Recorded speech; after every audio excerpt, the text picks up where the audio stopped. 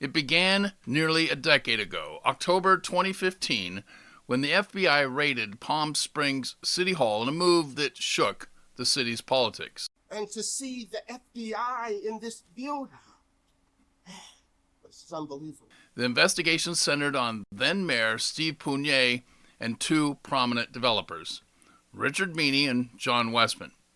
Now, prosecutors alleged a pay-to-play scheme, claiming Pougnet had accepted hundreds of thousands of dollars in bribes in exchange for pushing forward lucrative development projects. It's pretty brazen and pretty obvious once you scratch the surface. The charges were serious: bribery, perjury, conflict of interest. Pougnet eventually entered a guilty plea.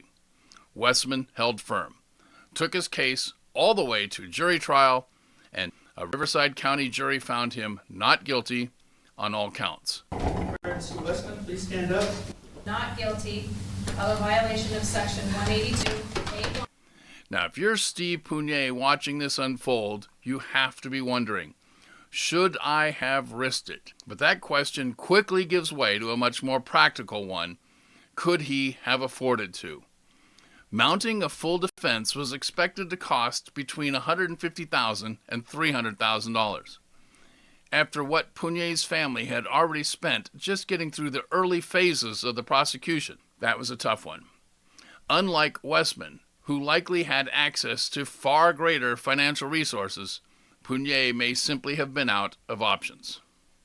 When you're staring down years in prison, mounting legal bills, and no guarantee of a favorable jury, a plea deal starts to look less like a decision. In May 2025, Pougnet pleaded guilty to 9 counts of bribery, 8 counts of conflict of interest, and 1 count of conspiracy. He also pleaded no contest to 3 counts of perjury. In total, he admitted to accepting over $375,000 while serving as mayor.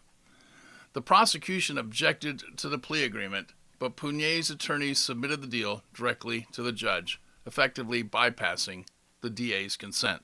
Now, with sentencing scheduled for July 2nd, the judge has indicated that Pougnet will likely receive 3 years of probation and no prison time. A quiet end to a very loud case. Still, even without prison time, he now carries the burden of a felony conviction, a label that doesn't go away. And in the wake of Wessman's exoneration, that thought has to linger. Should I have taken the risk? He never will really know. What lies ahead now is the quieter weight of rebuilding a life. And while the headlines will fade and the news cycle moves on, the internet does not forget. His name will forever be linked to this case, accessible in a few keystrokes. The years of uncertainty, legal strategy, and relentless scrutiny will give way to a quieter existence. Not easy, but certainly less stressful than living each day under the weight of pending criminal charges. Now a couple final notes, because it's worth saying.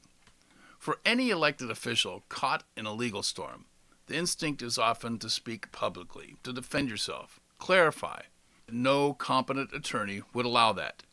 Public statements can unravel legal defenses in an instant. So when Steve Pougnet stayed silent, that wasn't guilt, that was legal necessity. Even the plea agreement can reasonably be viewed in that context. Many in the media don't understand that. You'll hear some pundit or talking head say, he should speak now, get ahead of this. But those are media clowns, untrained in law, chasing headlines, not the truth. They aren't journalists, they're performers, in a news cycle built more for drama than understanding. And now this final thought. In all of this, it's important to remember what came before. Steve Pougnet, as mayor, helped lead Palm Springs out of a dark stretch, a time when many said the city was finished as a desirable destination and fading as a place to live. But under Pougnet's leadership and with the support of very good and committed fellow council members, Palm Springs rebounded. It became vibrant again, confident in its identity, and central once more to what makes Coachella Valley such a vibrant destination for visitors and as a place to live. That is a legacy that stands. No court proceeding can take that away from former Mayor Steve Pougnet. I'm Russ, and this is News and Notes.